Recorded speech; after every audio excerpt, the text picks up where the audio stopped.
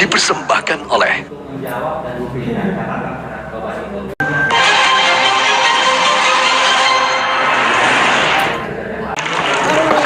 kembali ke debat Pilkada Sulbar.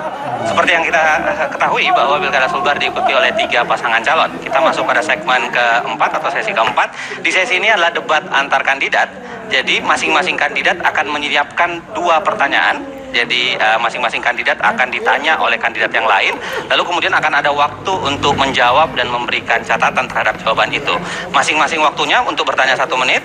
Untuk menjawabnya juga 1 menit, lalu kemudian ada waktu 30 detik untuk mengomentari jawaban tersebut. Karena sudah mengikuti proses pengundian sebelumnya, maka yang mulai dulu untuk melakukan pertanyaan adalah pasangan calon nomor urut 3. Akan menyiapkan 2 pertanyaan yang akan ditanyakan ke pasangan calon nomor urut 2 dan pasangan calon nomor urut 1. Anda punya waktu 1 menit. Dimulai 1 menit untuk 1 pertanyaan. Jadi 1 pertanyaan Anda sampaikan, lalu kemudian nanti pertanyaan kedua setelah dijawab. Anda punya waktu 1 menit, dimulai dari kata yang Anda sampaikan pertama kali. Silahkan. Kepada paslon. Terima kasih. Saya akan bertanya kepada Pak Salim Mingga. Di dalam visi misi saudara, Anda punya kesempatan 30 detik untuk mengomentari jawaban tersebut. Silahkan. terima kasih. Jawaban yang bagus. Tapi setahu saya Pak Salim bahwa penegak hukum itu adalah kewenangan pemerintah pusat karena dia adalah instansi vertikal. Seperti itu. Terima kasih. Baik, terima kasih.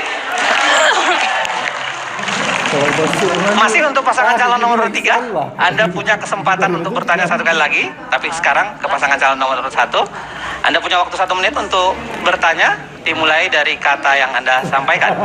Silahkan.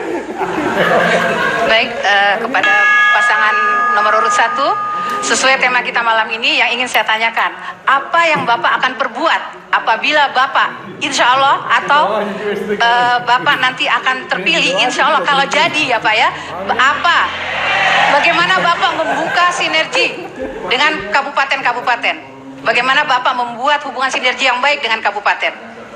Itulah pertanyaan kami. Baik. Kalau Bapak terpilih. Baik, ya. baik. Terima kasih. Silakan, Anda punya waktu 1 menit untuk memberikan tanggapan atas pertanyaan tersebut. 1 menit Anda dimulai dari semenjak Anda menyampaikan jawaban. Terima kasih Ibu, saya kira insya Allah kami terpilih nanti. Pastinya selain forum musrembang tentunya yang kita menjadi landasan perencanaan di satu wilayah, yang paling penting adalah kita duduk bersama antara gubernur dengan para bupati. Kita tanya apa persoalan pokok yang dialami oleh para bupati tersebut. Itulah yang memungkinkan yang tidak bisa dijangkau oleh bupati atau daerah kabupaten, maka itu menjadi bagian daripada pekerjaan provinsi. Dengan demikian kita terjadi sharing, sehingga apa yang menjadi berat di kabupaten bisa dibantu oleh provinsi dan menjadi ringan. Olehnya itu terjadi konektivitas, terjadi kerjasama yang baik antara gubernur, bupati, dan yang paling penting Bapeda masing-masing wilayah harus duduk bersama untuk menyusun program perencanaan yang menyeluruh dan terpadu untuk Sulawesi Barat. Terima kasih. Baik. Boleh. Pasangan calon nomor 3, Anda punya waktu 30 detik untuk mengomentari jawaban tersebut. Ya, Silakan. saya kira itu cukup baik rencana Bapak ya. Tapi apakah selama ini Bapak telah melakukan waktu Bapak menjadi bupati terhadap atasan Bapak? Ya, itulah sama-sama. Baik. Baik. Baik. Demikian tanggapan Ibu. Demikian tadi pemirsa tanggapan dan pertanyaan dari pasangan calon nomor urut 3 ke 2 dan ke 1. Sekarang giliran dari pasangan calon nomor urut 1 akan memberikan pertanyaan, sama aturannya. Anda berikan pertanyaan ke nomor urut 2, lalu kemudian memberikan pertanyaan kepada nomor urut 3. Anda punya waktu 1 menit untuk bertanya, dimulai dari kata yang Anda sampaikan. Silakan. Baik, untuk paslon nomor 2, saya ingin bertanya bahwa sehebat apapun laki-laki, selalu ada perempuan di belakangnya. Olehnya itu, saya ingin tanya kepada paslon 2, sebatas mana peran seorang ibu gubernur itu? Apakah melanggar hukum ataukah melanggar etika apabila ada ibu gubernur yang ikut mengatur-atur proyek, katakanlah seperti pengadaan rumah tangga atau mobilier rumah tangga, apakah itu melanggar hukum atau melanggar etika? Makasih. Terima kasih. Tadi peranannya 1 menit. Anda punya waktu 1 menit juga untuk memberikan tanggapan. Dimulai dari kata yang Anda sampaikan. Silakan. Terima kasih pertanyaannya. Sepengetahuan saya sebenarnya tidak ada yang namanya istri panglima, istri gubernur. Yang ada itu istri Pak Salim, istri Pak Suardi Duka. Kewenangan seorang wanita adalah membantu suami tetapi tidak mencampuri urusan dinas. Oleh karena itu, kalau ada misalnya istri gubernur berlaku seperti itu, saya pikir itu melanggar etika dan aturan. Terima kasih. Baik, cukup. Terima kasih. Anda punya waktu untuk memberikan catatan 30 detik pasangan calon nomor 1. Silahkan, waktu Anda dimulai dari kata pertama yang Anda sampaikan. Kita komentar ya. Terima kasih apa yang telah disampaikan tadi oleh Bapak Salim Mingga, itu kami menjadi catatan buat kami, dan insya Allah hal-hal itu kami tidak akan lakukan kalau tidak sesuai aturan dan etika. Baik, cukup. Demikian tadi pertanyaan pasangan calon nomor 1 ke nomor 2. Anda masih punya waktu lagi 1 menit untuk memberikan pertanyaan kepada pasangan calon nomor urut 3. 1 menit Anda dimulai dari kata pertama Anda. Silahkan. Untuk paslon nomor urut 3, KPK selalu mengatakan bahwa dinasti itu berbahaya, karena dinasti itu bukan melahirkan pemimpin tapi melahirkan penguasa. Saya ingin tanya kepada paslon nomor 1, paslon nomor 3, ya, apa pandangan saudara terhadap dinasti yang terjadi di Indonesia? Apakah sependapat dengan dinasti ataukah ada pun pemikiran yang lainnya? Terima kasih. Baik. Terima kasih untuk pertanyaannya. Kita siapkan jawabannya. Waktu Anda 30, masih 1 menit. Dimulai dari kata pertama yang Anda sampaikan. Silahkan. Terima kasih Pak Suardi. Saya tidak mengenal dinasti. Yang saya mengenal di Indonesia adalah aturan. Kalau aturannya memungkinkan, kenapa tidak? Kalau aturannya tidak bisa, tidak bisa. Terima kasih. Baik. Silahkan, Anda punya waktu 30 detik untuk memberikan catatan atas pertanyaan tersebut. Iya. Terbukti bahwa banyak pejabat atau kepala daerah di Indonesia yang melakukan dinasti justru menjadi tangkapan KPK.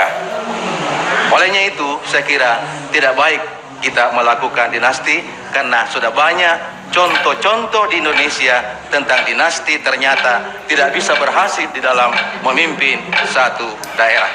Saya tidak bisa pendapat dengan Anda, karena dinasti bagi saya tidak baik. Baik, terima kasih. Sebelum saya lanjutkan, sekarang giliran pasangan calon nomor urut 2 sebenarnya untuk memberikan pertanyaan kepada pasangan calon nomor urut 1 dan 3. Tetapi saya mohon ingatkan kepada para penonton di studio untuk lebih menjaga kondusivitas, karena lagi-lagi ini didengarkan atau kemudian juga harus dinikmati di seluruh tanah air, khususnya untuk Provinsi Sulawesi Barat. Kesempatan Anda, pasangan calon nomor 2 sekarang, untuk memberikan pertanyaan. Yang pertama diberikan kepada pasangan calon nomor urut 1. Anda punya waktu 1 menit untuk bertanya, dimulai dari kata pertama Anda. Saya berikan kesempatan sekarang. Pasangan calon nomor 1, yang ingin saya tanyakan adalah pemberian bantuan 100 miliar setiap daerah yang ada di Sumbar. Yang ingin saya tanyakan adalah tolok ukur apa yang Anda gunakan agar pemberian bantuan itu tidak terkesan tidak adil. Karena kenapa? Luas wilayah, jumlah penduduk dan kondisi masyarakat itu berbeda-beda. Itu pertanyaan saya. Baik, Pertanyaannya, Anda siapkan jawaban, 1 menit Anda dimulai dari kata pertama Anda, silahkan.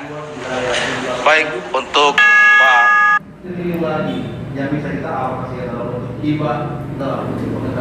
Salim, saya kira APBD provinsi ada sekitar 2 triliun. 400 miliar digunakan untuk belanja pegawai, masih ada 1.000 atau 1,6 triliun bisa digunakan belanja untuk pembangunan. Saya kira untuk mengalokasikan anggaran pemerataan untuk 100 miliar per kabupaten utamanya untuk membiayai infrastruktur, saya kira hanya 600 miliar. Dalam rangka menciptakan keadilan, luas wilayah, jumlah penduduk, masih ada sekitar 1 triliun lagi yang bisa kita alokasikan dalam bentuk hibah, dalam bentuk pengentasan kemiskinan, dalam bentuk pembangunan yang lainnya termasuk tentunya peranan wanita dan lain sebagainya. Tinggal kita mencari sektor-sektor mana yang lemah di daerah itulah yang kita tentunya jadikan prioritas. Sedangkan yang 100 miliar itu untuk membangun infrastruktur, jalan, jembatan, sarana pertanian dan sarana perkebunan yang lainnya. Makasih Pak Salim. Baik. Pasangan calon nomor 2, Anda punya waktu 30 detik untuk mengomentari jawaban tersebut. Silakan. 30 detik Anda dimulai dari kata pertama. Silakan. Saya kira jawaban paslon 1 sudah cukup baik, tetapi ada hal yang harus diperhatikan. Bahwa keadilan itu bukan berarti sama rata sama rasa, tetapi keadilan itu harus proporsional. Itu yang harus dilakukan oleh kita semua. Sebab saya khawatir pemberian bantuan misalnya kepada Mamuju Utara dengan Polman sama, Mamuju Utara penduduknya lebih sedikit, tingkat kemakmurannya lebih baik, sama juga dengan di Polman yang paling miskin di seluruh kabupaten, penduduknya paling banyak. Baik, terima kasih. Tolong, saya ingatkan sekali lagi, tolong. Sekarang kesempatan Anda, pasangan calon nomor urut 2, untuk memberikan pertanyaan kepada pasangan calon nomor urut 3. Sama aturannya, 1 menit, yang akan ditanggapi 1 menit, lalu Anda bisa memberikan komentar 30 detik kemudian. Ya, itu silakan, 1 menit Anda dimulai dari kata pertama yang Anda sampaikan. Paslon nomor 3, di dalam kampanye saya sering mendengarkan saudara sampaikan tentang masyarakat ekonomi ASEAN. Kalau nanti itu berlaku, maka semua pengusaha besar akan masuk ke Sulbar. Sumber daya lokal kita akan dikuasai mereka, pengusaha lokal kita akan mati seluruhnya oleh pengusaha besar. Kira-kira konsep apa yang akan saudara terapkan kalau saudara terpilih dan jadi gubernur untuk mengatasi pasar bebas ASEAN nanti? Ya. Terima kasih. Baik, siapkan jawabannya. 1 menit Anda dimulai dari kata pertama Anda sampaikan. Silakan. Terima kasih. Jadi kita tidak ada jalan untuk menutup ruang bagi investasi yang mau masuk di daerah kita. Justru kita mau agar lapangan kerja terbuka, kita welcome untuk investasi yang masuk. Tinggal bagaimana caranya kita mengadakan pelatihan kepada masyarakat kita agar mereka terampil dan punya keterampilan yang memadai untuk situasi kondisi yang diinginkan seperti itu. Jadi menurut saya tidak ada masalah, silakan masuk. Tapi bagaimana regulasi dan aturan yang kita buat, aturan main yang kita buat, jangan menguntungkan pihak asing yang masuk dibanding kita.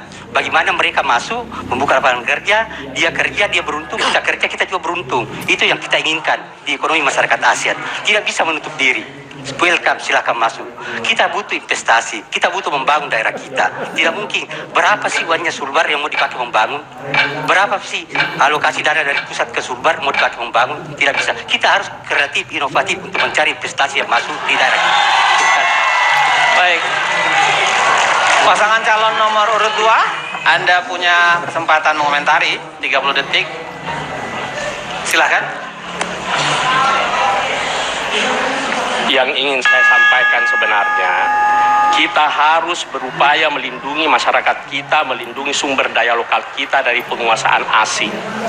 Oleh karena itu, konsep yang harus kita kembangkan ke depan adalah regulasi untuk melindungi pengusaha lokal kita dan sumber daya lokal kita.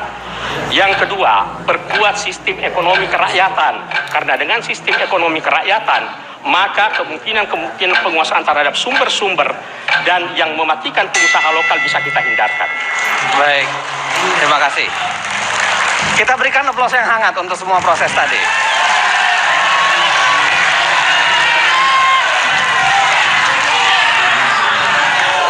Pemirsa Metro TV, di mana saja Anda berada, dan pemirsa di studio ini, kita sudah selesaikan segmen keempat atau debat antar kandidat tadi. Kita akan masuk ke segmen pamungkas, di mana setiap kandidat akan menyampaikan pernyataan penutup serta komitmen untuk pilkada yang damai 2017. Karenanya jangan kemana-mana, saat lagi kita akan kembali.